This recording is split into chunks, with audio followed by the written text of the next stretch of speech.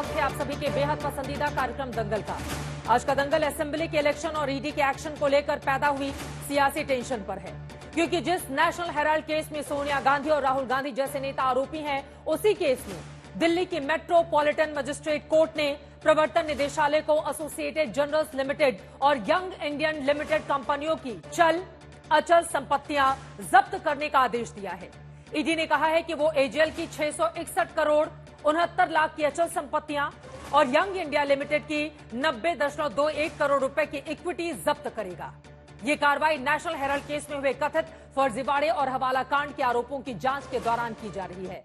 लेकिन कांग्रेस का आरोप है कि बीजेपी के इशारे पर जांच एजेंसियां सिर्फ चुनाव के वक्त पर कार्रवाई कर रही हैं, जबकि बीजेपी का कहना है कि आजादी से पहले बनी 5000 शेयर धारकों वाली कंपनी की 2000 करोड़ रुपए की संपत्तियां सिर्फ 50 लाख रुपए में खरीदकर उसे मां बेटे की कंपनी बना दिया गया और नॉन फॉर प्रॉफिट कंपनी होने के बावजूद उसका व्यवसायिक लाभ उठाया जा रहा है। ईडी 9 साल से इस केस की जांच कर रहा है। कांग्रेस के तमाम बड़े नेताओं से पूछताछ हो चुकी है। पिछले ही साल ईडी ने हवाला लेन देन के सबूत मिलने का दावा भी किया था, लेकिन कार्रवाई तब हुई है जब राजस्थान, तेलंगाना, मिजोरम में वोटिंग अभी बाकी है। ऐसे में सवाल है कि क्या जांच एजेंसियों को चुनाव के वक्त कार्रवाई नहीं करनी चाहिए? क्या चुनाव के वक्त भ्रष्टाचार पर कार्रवाई राजनीति से प्रेरित हो सकती है? और क्या 9 साल से चल रही जांच सिर्फ राजनीतिक दुर्भावना में चल रही कार्रवाई कही जा सकती है? ऐसे तमाम सवालों पर आज के दंगल में होगी बड़ी चर्चा, लेकिन उसके पहले हमारी ये रिपोर्ट देखिए।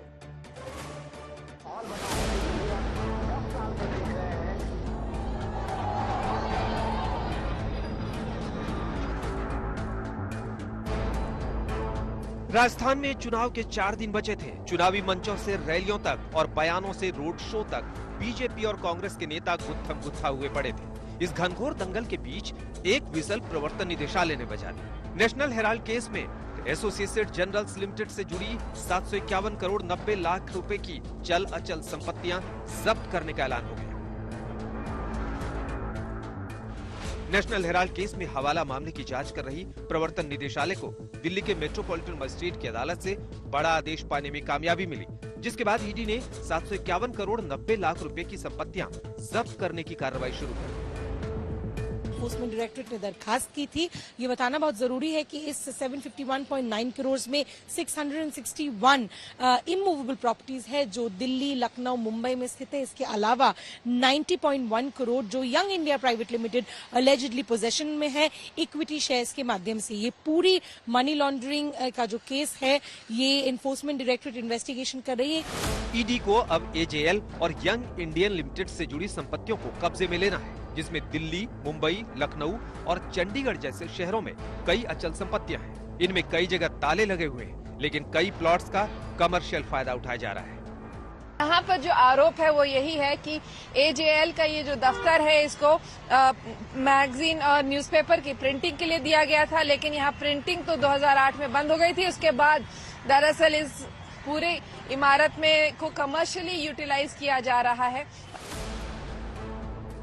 केंद्रीय एजेंसियों की जांच में हवाला के अलावा बड़ा आरोप ये भी है कि एजीएल और वाईआईएल दोनों ही कंपनियां सेक्शन 25 के तहत निबंधित हैं और उन्हें फायदा कमाने की इजाजत नहीं है। और साथ साथ में ये तो एक सेक्शन 25 की कंपनी है which is not for profit, मतलब इसमें कोई मुनाफा नहीं कर सकता। तो मुनाफा अगर नहीं हो सकता तो कौन सा मुनाफा इनको मिला है? ठीक है। कांग्रेस तो सीधे तौर पर यही आरोप लगा रही है कि सिर्फ चुनाव के कारण ये कार्रवाइयां हो रही हैं। The action of the ED under the orders of Mr. Modi to take away the properties of the National Herald is an illegal action. People of Madhya Pradesh, Rajasthan, Chhattisgarh and Telangana will give a befitting reply. लेकिन Congress party के नेता का comment देख के मैं अवाक हूं, जो राहुल गांधी के स्पोक्स पर्सन है मिस्टर वेणुगोपाल, कि ये is the murder of democracy, principal opposition party के खिलाफ ये कार्रवाई हो रही है। मैंने बार बार कहा है कि राहुल गांधी होमवर्क नहीं करते, अब उनकी पूरी टीम भी होमवर्क नहीं करती।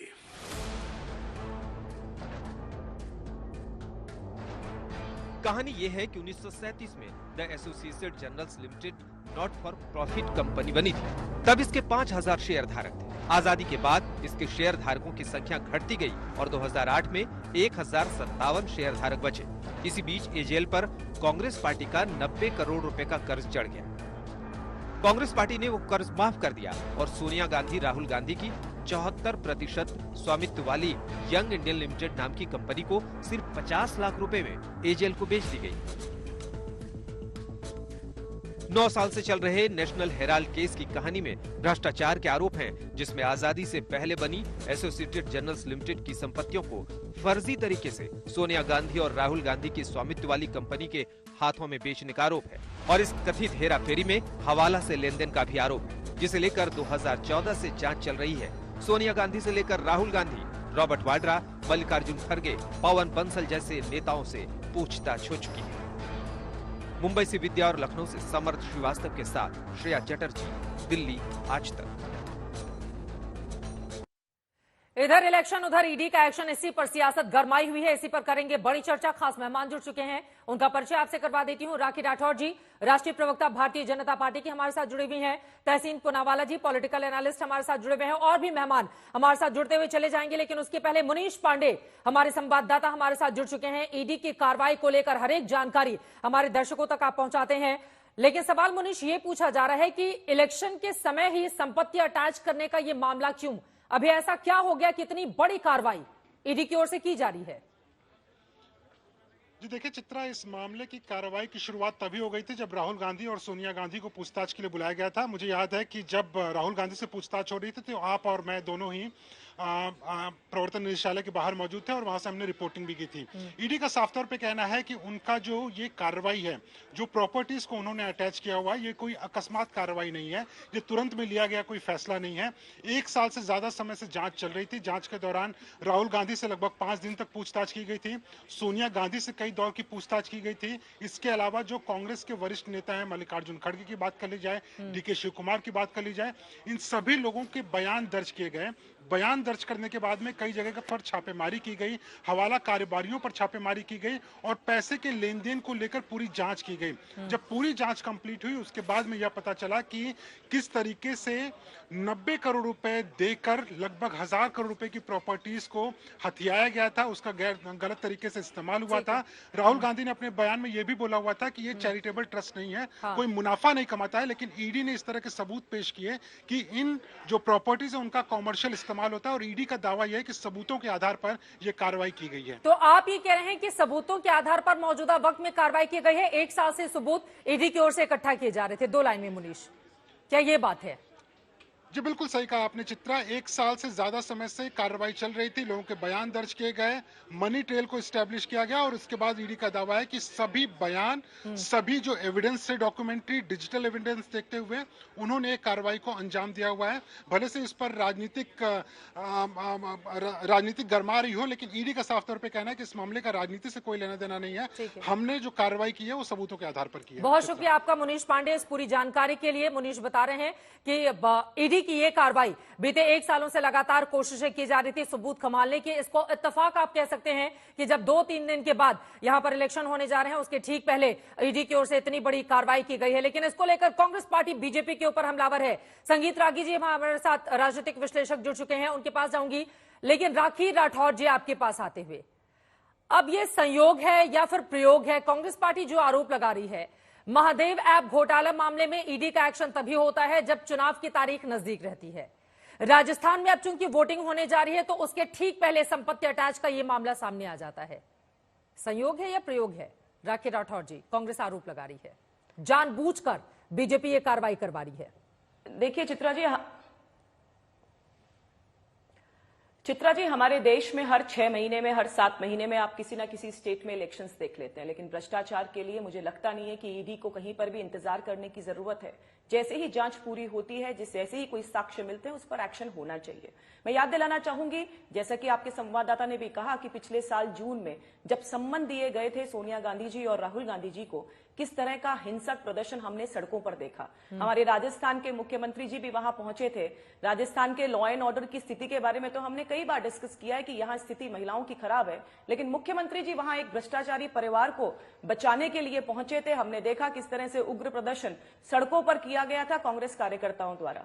मुझे लगता है कि भ्रष्टाचार के लिए जिस तरह की कार्रवाई ईडी द्वारा की गई है, उसमें परिवार को, गांधी परिवार को एक सहयोग करना चाहिए, उनको जाना चाहिए था। और उस समय भी हमने देखा कि किस तरह का गतिरोध जो है वो कई दिनों तक दिल्ली में था। और अब जिस कार्रवाई की हम बात कर रहे हैं, इसमें कई बार सुप्रीम कोर्ट ने भी इस बात को 2016 में 19 में कहा कि मामला गंभीर है, इस पर जांच होनी चाहिए। जैसे ही साक्ष्य जुटे, ईडी ने अपनी कार्रवाई की। मुझे लगता है कि परिवार को, पहले परिवार जो कांग्रेस परिवार है, उनको और कांग्रेस पार्टी के लोगों को यह कहना चाहिए कि अगर कोई गलती की है तो उसकी जांच हो, अगर कुछ दाल में काला नहीं है तो उसकी जांच होनी चाहिए, और दूध का दूध, पानी का पानी होना चाहिए। इस तरह से विक्टिम कार्ड खेल करके हर बार आप बात नहीं कर सकते, क्योंकि जो भ्रष्टाचार किया है, मुख्य बात ये, जिस स्वतंत्रता सेनानियों की दुहाई हर बार कांग्रेस पार्टी करती है, उन्हीं के पैसे को खुर्द-बुर्द करके, उन्हीं के पैसे को पहले परिवार के नाम करके जो गलत काम इन लोगों ने किया है, उसकी जांच क्यों ना हो। मैं जवाब ले लेती हूं। आशुतोष जी भी इस वक्त हमारे साथ, राजनीतिक विश्लेषक हमारे साथ जुड़ चुके हैं, उनके पास मैं जाऊंगी, लेकिन उसके पहले तहसीन पूनावाला जी,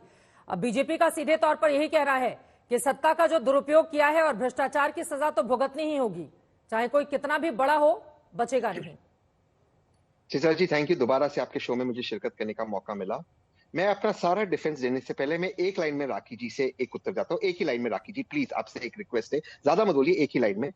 प्रोसीड्स ऑफ क्राइम या भ्रष्टाचार क्या है इस नेशनल हेराल्ड केस में, आप प्लीज आज दर्शकों को समझा दीजिए, ताकि मैं उस पर क्लैरिफिकेशन दे सकूं, क्योंकि आप पढ़कर आए होंगे, आपने उस पर कुछ नहीं पता। तो प्लीज इस नेशनल हेराल्ड में प्रोसीड्स ऑफ क्राइम क्या बता दीजिए। आज मुझे एक्सपोज कीजिए आप राखी जी, मैं आज एक्सपोज होने आया हूं, कीजिए मुझे एक्सपोज। पूरा मौका आपको 1 मिनट का। मुझे लगता है तहसीन जी, चित्रा जी ने जो स्टार्टिंग में बताया, जिस तरह से आप लोगों ने शेयर्स जो हैं वो एजेएल्स कंपनी से, देखिए मुझे लगता है कि आप मेरा कोई टेस्ट लेने के लिए यहाँ नहीं बैठे हैं। चित्रा जी ने पूरी स्टोरी समझा दी है। स्वतंत्रता सेनानियों की एक कंपनी को यंग इंडिया कंपनी में तब्दील करना, बता रही हूँ, सुन तो लीजिए। चलिए आपके काले कारनामे मैं ही बताती हूँ, चलो आपको इतनी इच्छा हो रही तो आपके काले कारनामे लीजिए आप। 1938 के अंदर जो कंपनी बनी एजेएल कंपनी, जिसे 2-3 अखबार जो है वो प्रकाशित होते थे, समय के साथ में वो प्रकाशित जो है वो बंद हो गया और कंपनी जो है वो लॉस में आ गई। आपने यंग इंडिया कंपनी बनाई, यंग इंडिया। और एक बात, इस बीच में ही कांग्रेस पार्टी ने, आप देखिए, एक राजनीतिक पार्टी ने एक कमर्शियल कंपनी को 90 करोड़ का लोन दिया। चित्रा जी, किसी भी पार्टी के अंदर जो पैसा आता है वो आम जनता का पैसा होता है, और क्या एक कांग्रेस पार्टी किसी भी कमर्शियल जो कंपनी है उसको लोन दे सकती है? ये बड़ा सवाल है सवालों के घेरे में। बिल्कुल। और यंग इंडिया कंपनी ने बिना एजेएल कंपनी के, एजेएल, अब पूरी बात सुनिए तहसीन जी, पूरी बात सुनिए। जो यंग इंडिया कंपनी है, बिना एजेएल के शेयर धारकों को इन्फॉर्म किए, फॉर्जरी से उनके जो शेयर्स थे वो अपने नाम पर किए। 76% की भागीदारी जो है एक परिवार के नाम पर है। इस बात की जांच अगर ईडी कर रही है, समस्या कहाँ है? ये तमाम बातें हमने अपनी रिपोर्ट में दिखा दी हैं। ठीक है तहसीन पूनावाला जी, अब जवाब की बारी है। चूंकि ईडी ये कार्रवाई कर रही है, ठीक है, आप लोगों के बीजेपी पर आरोप है, लेकिन ईडी ये देख के तो कार्रवाई करेगी नहीं कि भाई चुनाव आने वाला है तो थोड़े दिन रुक जाते हैं, चुनाव बीत जाएगा उसके बाद एक्शन ले लेंगे। तहसीन पूनावाला जी, देखिए चित्रा जी, आज मेरे साल भर से चल रही है। 1 साल पहले तो चुनाव नहीं थे, जब सोनिया गांधी, राहुल गांधी दोनों ही लोगों से दिल्ली में पूछताछ हुई थी। देखिए चित्रा जी, आज बीजेपी को एक्सपोज करने का इससे अच्छा मौका नहीं मिला। राखी जी ने, मैं उनको वर्बैटिम कोट कर रहा हूँ, कह रही है कि एक पॉलिटिकल पार्टी को कमर्शियल लोन देने का अधिकार नहीं। आपके शो में कहा चित्रा जी, आपने उस पर कहा कि बहुत बड़ी, ये बहुत बड़ा आरोप है, बिल्कुल बहुत बड़ा सवाल है। करेक्ट राखी जी, आपको मिसकोट नहीं कर रहा हूं। इस मामले में इलेक्शन कमीशन और दिल्ली हाई कोर्ट ने कहा ये उनका पूरा जुरिडिक्शन है, 90 करोड़ की लोन देना, तो ये मैटर तो सेटल हो गया, तो वो क्राइम नहीं। वैसे ही जो ईडी की चार्जशीट है उसके अंदर ये मामला लिखा हुआ ही नहीं, आपने चार्जशीट पढ़ी नहीं राखी जी, तो पहला तो लोन का मामला है ही नहीं क्राइम के अंदर। दूसरी अपनी बात की, आपने कहा वहां पे, एक मिनट प्लीज राखी जी, राखी जी, राखी जी, वो बता दो 2016 में। देखो तहसीन जी, आप मुझसे सवाल पूछोगे, मैं भी तो पूछूंगी कुछ सवाल आपसे। भ्रष्टाचारी तो आप हो, सवाल तो आपको होने चाहिए।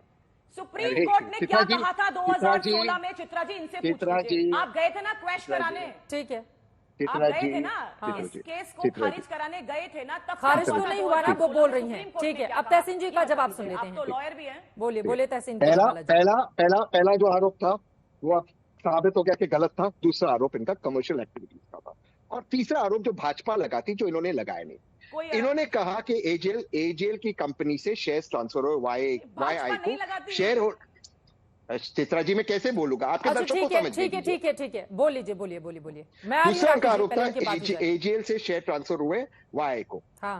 अभी राखी जी ने इतना रिसर्च नहीं किया, जबकि आपके सहयोगी ने बताया कि Y section 25 non for profit company है। पहली बात, वो उतना रिसर्च भी नहीं किया। शेयर ट्रांसफर सब्सिडरी कंपनीज होती है।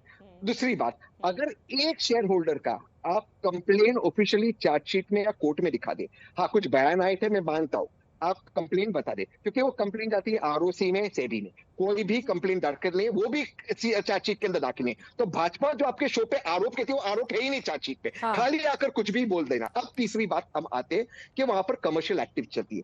ईडी चित्रा जो जी, मैं थोड़ा जांच सा कर रही है, चित्रा सबूत जी, कहां से चित्रा मिल जी, रहे चित्रा हैं? जी, अदालत जो आदेश दे रही है वो कोई किस आधार सबूत पर नहीं, दे रही है? कोई और आप सबूत- जो बातें कोई सबूत तहसीन नहीं। पूनावाला जी बोल रहे हैं, यही कोई बातें सबूत अभिषेक नहीं, मनु वो- सिंघवी, कपिल सिब्बल की ओर से बताई जा चुकी हैं, लेकिन उसके कपिल बावजूद सिब्बल जी मामला खारिज तो नहीं हो रहा है तहसीन पूनावाला जी। बिल्कुल नहीं होगा। और यहाँ पर खारिज होगा हवाला ही नहीं। कारोबारियों से संबंध के आरोप लगे हुए हैं। हाँ, वो एक महत्वपूर्ण आरोप है, उस पर मैं एड्रेस करते, फिर जो आपने कपिल सिब्बल जी का बोला मैं बोलता हूँ। ये हवाला की कंपनी, ये कंपनी गोयनका जी की कंपनी है। आज बीजेपी बता दे, बीजेपी ऑफिशियली बता दे गोयनका की कंपनी से हवाला हुआ था, ऑफिशियली बता दो गोयनका की कंपनी, वो 1 करोड़ का ट्रांजैक्शन, वो भी उनके ईडी की चार्जशीट में नहीं। बीजेपी टीवी पे कुछ कहती है, चार्जशीट पे कुछ और। अब चौथा आपका आरोप, जो मैं आज सुबह ही कपिल जी से बात कर रहा था, आपकी बाइट भी आपने कपिल सिब्बल की चलाई, कि कि यहाँ पे जो है कमर्शियल एक्टिविटीज हो रही है। देखिए चित्रा जी, आपके दर्शक को समझना ये जरूरी है, और आपके दर्शक समझते और आप भी समझती चित्रा जी, जब तक ऑब्जेक्टिव्स ऑफ कंपनी फुलफिल होते हैं, उसका पैसा नॉट फॉर प्रॉफिट कंपनी के शेयर होल्डर्स ले नहीं जा सकते। इट डजंट मैटर क्या एक्टिविटीज अन्य चलते। उदाहरण के तौर पे चित्रा जी, मैं थोड़ा सा पर्सनल आपको एग्जांपल देता हूं। जहां पर आज तक की ऑफिस है, वो सरकारी लैंड है, वो फिल्म सिटी को दिया गया for the objective of running a film channel, news channel. आज तक चलाते हैं न्यूज चैनल, वहां पे शायद आपने कैंटीन किसी को आउटसोर्स किया होगा। That does not indulge in corruption, जब तक आपका ऑब्जेक्टिव फुलफिल हो रहा है और जो पैसा आ रहा है वो आज तक और इंडिया टुडे मुंबई की और बिल्डिंग आपके दिखा रहे हैं, चैनल्स आप को तो चलाने मुंबई के लिए। जाते आते रहते हैं तहसीन जी, पुणे हाँ, आपका तो घर कोई ही भी- है, तो इस बिल्डिंग के हाँ। बारे में बहुत सारे प्रॉफिट लिए जा रहे हैं। आ रही हूँ संगीत रागी जी, आशुतोष जी सेकंड, की भी अगर- बात होगी। अगर- तहसीन जी अगर- अपनी अगर- बात जल्दी अगर- से हाँ, पूरी कर लेकिन दीजिए। मैं लास्ट में कम नहीं करता। अगर प्रॉफिट शेयर होल्डर के पास जाता, अगर जाता, आपको लगता है सोनिया गांधी राहुल गांधी अरेस्ट थे, 1 रुपया पैसा नहीं गया है। आज भी ईडी के आरोप में वो नहीं, वो आज भी उसकी जांच कर रहे हैं। अब आपका लास्ट सवाल कि क्यों ये केस खारिज नहीं होता है, क्यों ये केस क्वॉश नहीं होता? नहीं होगा क्वॉश चित्रा जी, इस बिल्डिंग के बारे में जानकारी देंगे। मुंबई की इस बिल्डिंग में जो कंपनी चल रही है वो कैसे चल रही है तहसीन पूनावाला जी? मैं एक स्टेप आगे जाता हूँ। हाँ। ये तो कमर्शियल क्या, उसमें रेस्टोरेंट भी चलने दो, एज लॉन्ग एज वो ऑब्जेक्टिव्स को मीट करता है। प्लीज चित्रा जी समझिए, मैं दोबारा से आपको समझाता हूँ बहुत संक्षेप में।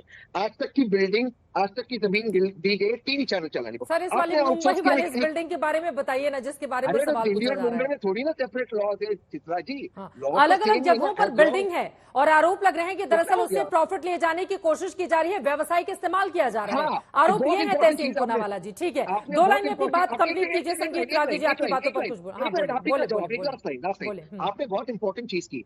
आपने ये कहा कोशिश की जा रही है, किया नहीं है ना, लिया नहीं है ना, कुछ कोशिश की जा रही है। Can not be a crime Chitra ji. क्या क्राइम हुआ है वो चार्जशीट में है ही नहीं। तो ईडी क्यों ये कार्रवाई कर रही है? एक लाइन में ईडी का एक्शन क्या बताता है? ईडी का नया नाम है ईडी बजरंग दल। जो मोदी, जो अमित शाह जी करेंगे वो करेंगे। ईडी का कन्विक्शन रेट 0.5% है। आप ही के शो पे बोला, वायरल हो गया।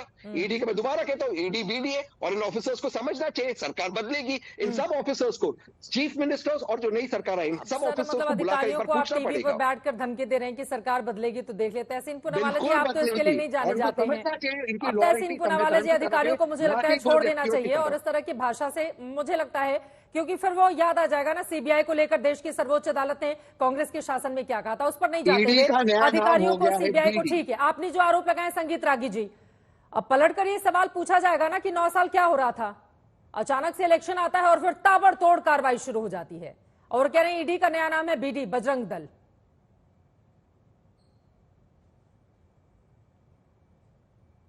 तो इसमें कहीं से शामिल नहीं है। ये तो पता नहीं क्यों इन्होंने बजरंग दल का नाम लाया।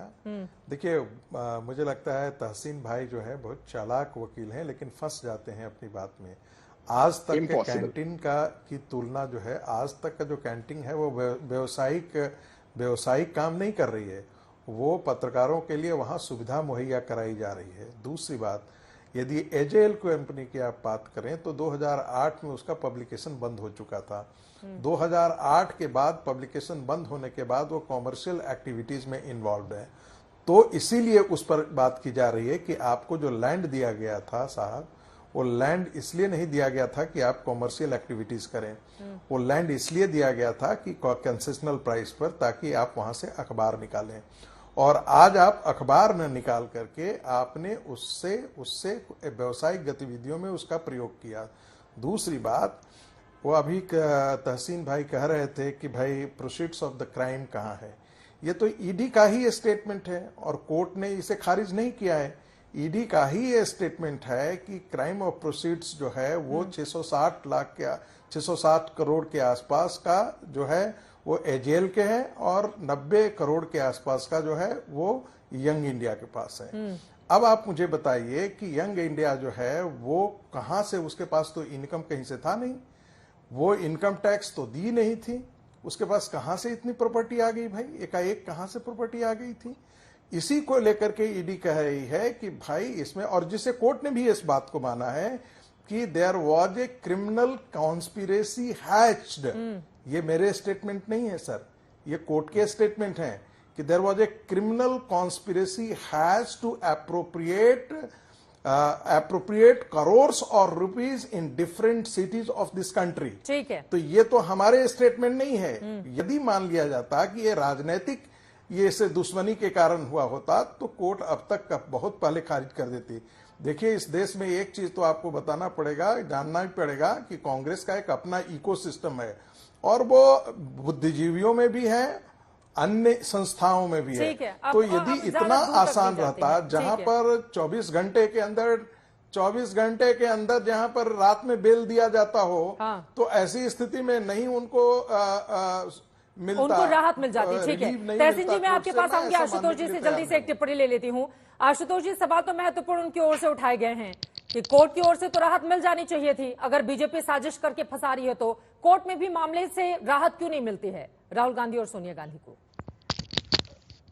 चित्रा, मैं एक नई परिभाषा भारत के जुडिशियल सिस्टम के बारे में सुन रहा हूं। अभी तक यह माना जाता था कि till proven guilty you are innocent. अब यह हो रहा है कि आपके खिलाफ एक एफआईआर दर्ज हो जाएगा, आप बेल के लिए इधर उधर मारे फिरेंगे और आपको चिल्ला के कहा जाएगा कि आप अपराधी हैं, आप अपराधी हैं, आप अपराधी हैं, और आपको अदालत से भी जो है वो क्लीन चिट नहीं मिल रही है। ये जो नई परिभाषा गढ़ी जा रही हिंदुस्तान की जुडिशियल सिस्टम को, ये भारत के जुडिशियल सिस्टम को सिर के बल खड़ा कर देता है। ये तो नरेंद्र मोदी संगीत जी आप बोलिएगा, एक बार बात हो जाए आशुतोष जी की। ठीक है संगीत जी, एक बार उनकी बात हो जाए उसके बाद आप बोलिएगा प्लीज संगीत जी। बोलिए। एनफोर्समेंट डायरेक्टोरेट की और इनके अधिकारियों की आज की तारीख में कोई क्रेडिबिलिटी नहीं है, और मैं डंके की चोट पर कहता हूं, बिना किसी से डरे, बिना किसी से हुए। अभी ये अचानक एजीएल का केस कब शुरू हुआ? 9 नवंबर को। उसके बाद क्या होने वाला था? उसके बाद विधानसभा के चुनाव होने वाले थे। कहां चुनाव वोट पड़ने वाले थे? मध्य प्रदेश में, राजस्थान में और तेलंगाना के अंदर, छत्तीसगढ़ के अंदर। तो ये सब कुछ कोशिश सिर्फ इतनी सी है कि चुनाव के दौरान जो बेसिक मुद्दे हैं उनसे लोगों का ध्यान भटकाया जाए और एक बार फिर यह साबित करने की कोशिश की जाए कि कांग्रेस पार्टी, इनके जो सर्वोच्च नेता है, ये भ्रष्टाचारी हैं। मैं कहता हूं 2014 के पहले जिन लोगों ने 2014 के चुनाव को बहुत ध्यान से देखा था, रविशंकर प्रसाद ने इसी दिल्ली शहर के अंदर एक बुकलेट निकाली थी। उस बुकलेट का नाम था द दमाद मॉडल ऑफ डेवलपमेंट करप्शन, और यह कहा था कि हमारी सरकार बनने के 3 महीने के अंदर रॉबर्ट वाड्रा जेल के अंदर होंगे।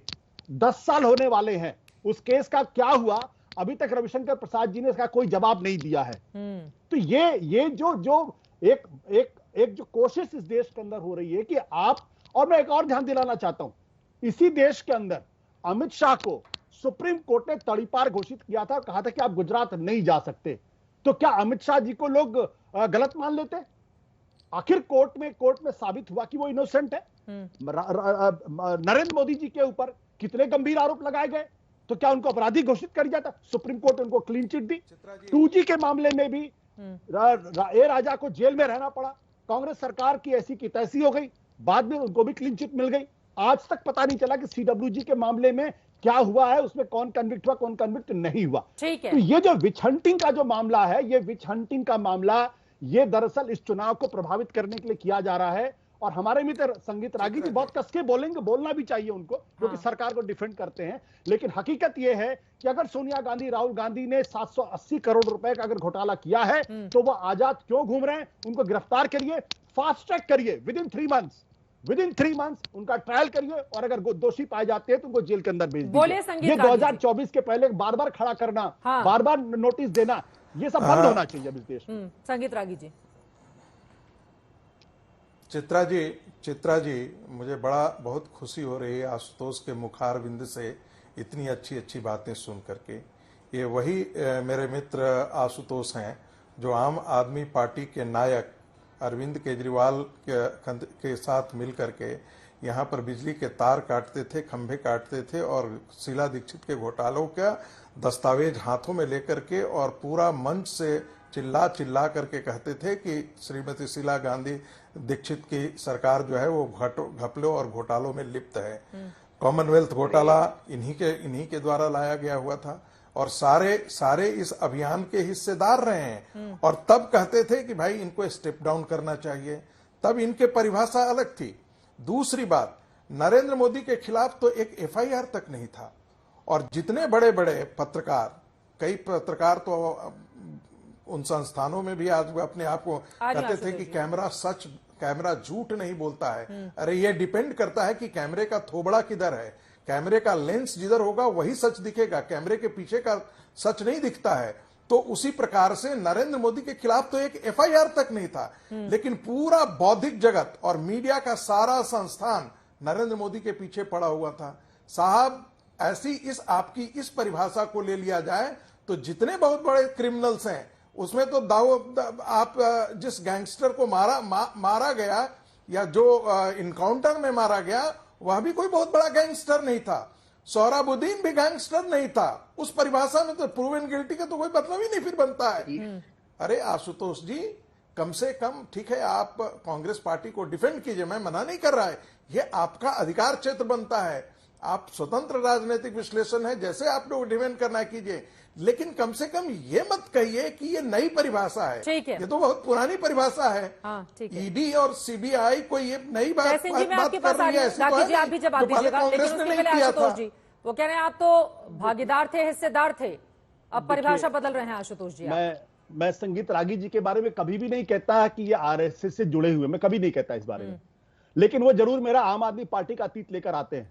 मैं कभी नहीं कहता कि RSS के प्रमुख बाला साहब देवरस ने इंदिरा गांधी को चिट्ठी लिखकर जेल से बाहर निकलने की बातें की थी, मैं कभी नहीं कहता इन सब बातों को। लेकिन RSS बीजेपी के लोग जरूर आशुतोष का बैकग्राउंड खोज के लेकर आएंगे और गलत चीज को सच साबित करने की कोशिश करेंगे। आप अभी भी RSS के साथ जुड़े हुए हैं, मैंने अपना पश्चाताप कर लिया है। संगीत रागी जी, आप अभी भी RSS के साथ जुड़े हुए हैं, मैंने अपना पश्चाताप कर लिया। मैं एक ही बात बताना चाहता हूं कि यही सुप्रीम कोर्ट था जिसने नरेंद्र मोदी जी के बारे में कहा था, जब गुजरात जल रहा था, कि नीरो बंसी बजा रहा था और रोम जल रहा था। यह सुप्रीम कोर्ट की टिप्पणी। अब संगीत रागी जी सुप्रीम कोर्ट को एक कांग्रेस का इकोसिस्टम मानते हैं, तो ये उनकी बुद्धि है, मैं उनके बारे में टिप्पणी नहीं। मैं एक ही बात कहना चाहता हूं, इस देश के अंदर अब बहुत ज्यादा हो चुका है। आप केस अगर आता है, सिर्फ 6 महीने का फास्ट ट्रैक करिए, 6 महीने की अवधि रखिए, उस 6 महीने के अंदर आप उस आदमी को बेल देना चाहे न देना चाहे आपकी मर्जी है, लेकिन 6 महीने के अंदर केस का वारा न्यारा होना चाहिए। ये 10-10 साल 12-12 साल छोटे-छोटे मामलों में हम सब ने देखा है कि किस तरह से लोगों को परेशान करते हुए कई मामलों में, इसमें सिर्फ राजा के बारे में नहीं, आप ये बता रहे हैं कि बड़े लोगों से जुड़ा हुआ जो मामला है वो फास्ट ट्रैक कोर्ट में चला जाए, और आम आदमी से जुड़ा हुआ जो मामला है उसका क्या होगा? आप मीडिया में जलील करते रहे। मैं यही बात कह रहा हूँ चित्रा, मैं यही बात कह रहा हूँ कि आप 6 महीने की अवधि रखिए हर पॉलिटिकल मामले के ट्रायल, 6 मंथ फास्ट ट्रैक करिए। अगर सोनिया गांधी, राहुल गांधी दोषी हैं तो उनको आप जो सजा हो दीजिए, लेकिन 10-10 साल 12-12 साल लेकिन आशुतोष जी, एक सेकंड, आप कानूनी सुधार की बात तो कर रहे हैं, लेकिन जब भी इस तरह के केस आते हैं कानूनी सुधार उस समय ही क्यों हो? ठीक है, आपकी बात महत्वपूर्ण है, मुझे लग रहा है राखी राठौर जी को अब लेकर आना रहेगा, और मुझे लगता है इसी मामले पर रहते हैं। राखी जी, यहाँ पर दोनों ही पैनलिस्ट की ओर से, चाहे आशुतोष जी हो, तहसीन पूनावाला जी हो, जिन्होंने कुछ वैलिड पॉइंट रखे हैं, अब ये तो पलट कर पूछा जाएगा, क्योंकि आरोपों की एक लंबी फहरिस्त है, चाहे रॉबर्ट वाड्रा को लेकर देख लें या दूसरे तमाम कांग्रेस से जुड़े हुए नेताओं को लेकर देख लें, लेकिन किसी को भी क्या सजा मिली है? आरोप तो लगा दिए जाते हैं और फिर कहा जाता है कि चुनावी फायदा उससे मिल जाएगा। हो सकता है जो आरोप आप लोगों पर लगते हैं कि इस तरह की जांच कराकर और चुनावी फायदा लेने की कोशिश करती है बीजेपी, फास्ट ट्रैक कोर्ट कराकर मामले को क्यों नहीं दूध का दूध और पानी का पानी कर दिया जाता है?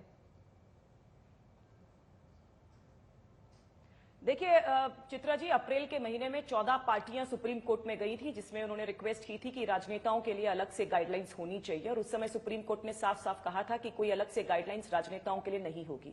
जुडिशरी पे क्वेश्चंस उठाना, चाहे न्यायपालिका पे क्वेश्चंस उठाना, सेना पे क्वेश्चंस उठाना, हमारे देश में अब एक ये प्रचलन बन चुका है। किसी भ्रष्टाचारी को बचाने के लिए हम कैसे भी तर्क देते हैं।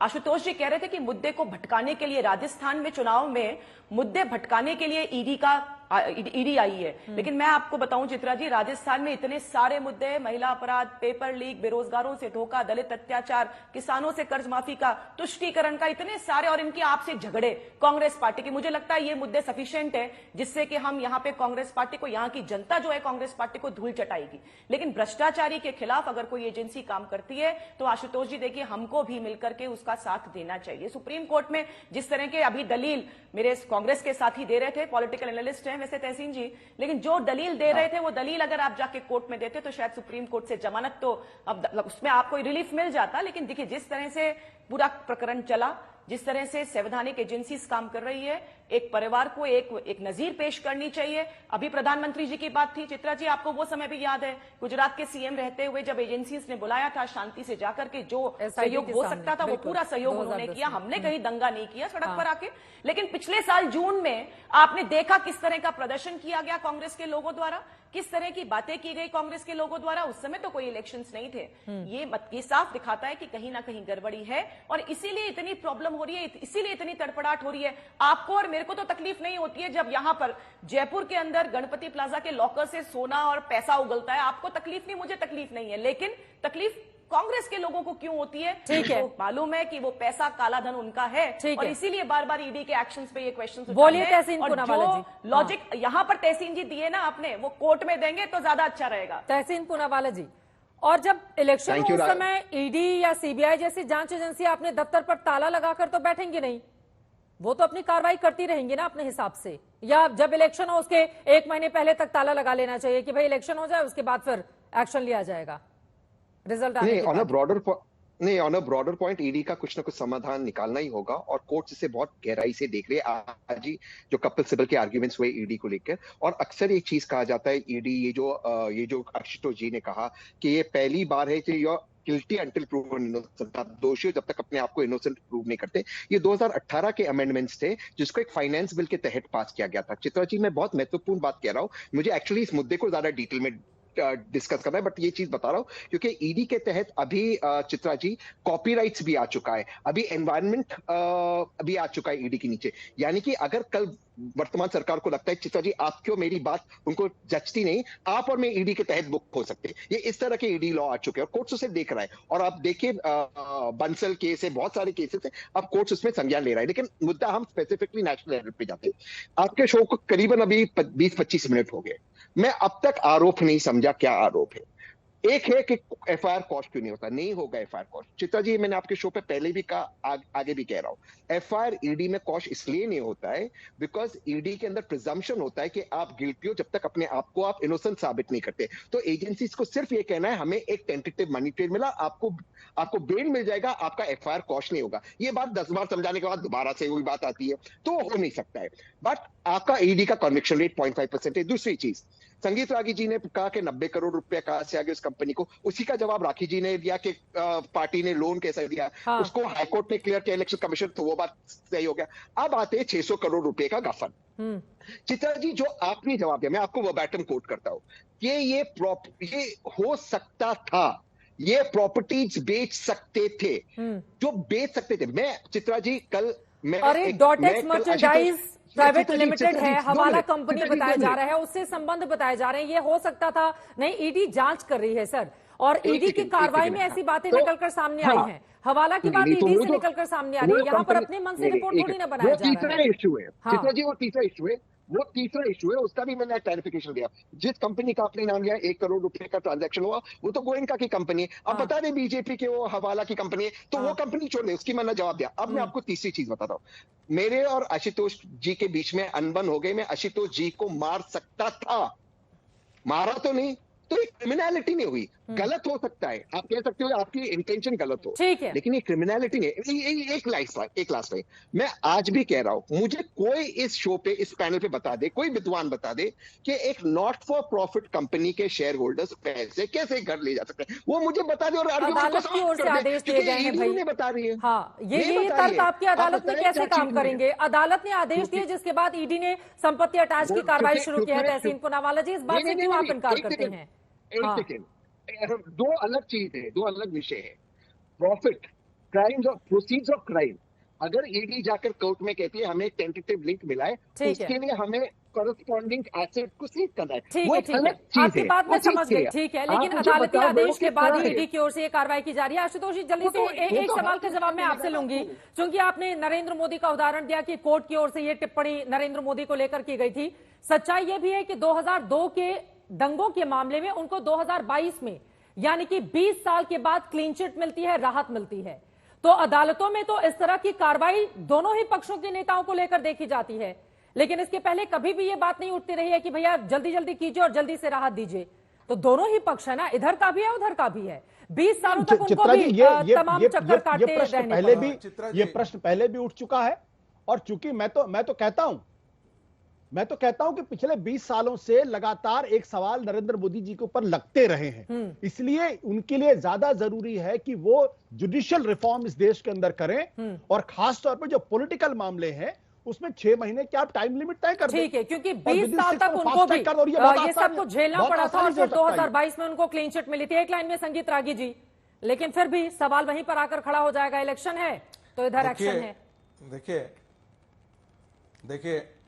देखिए चित्रा जी, अभी मेरे मित्र पूनावाला जी कह रहे थे कि आप चार्ज बता दीजिए और क्राइम ऑफ प्रोसीड्स के बारे में। क्राइम ऑफ प्रोसीड्स के बारे में ईडी ने ही स्टेटमेंट दिया है, और कोर्ट ने उसे डिनाई नहीं किया है। एक बात, प्रूव होना न प्रूव होना ये कोर्ट में ही तय हो सकता है, बाहर नहीं हो सकता। दूसरी बात अभी आशुतोष भाई कह रहे थे, आशुतोष भाई मुझे बड़े दुख के साथ कहना पड़ रहा है कि नरेंद्र मोदी के खिलाफ के अभियान में आप जैसे पत्रकारों की बहुत बड़ी भूमिका थी। ठीक है सर, अब उतने दूर तलक नहीं जाते हुए ईडी के इस एक्शन पर ही रहते हैं। आप तमाम मेहमानों का बहुत शुक्रिया हमारे साथ दंगल का हिस्सा बनने के लिए। यकीनन अब इस पूरे मामले में आगे क्या होगा देखना रहेगा महत्वपूर्ण। हर एक जानकारी आज तक आप तक पहुंचाता रहेगा।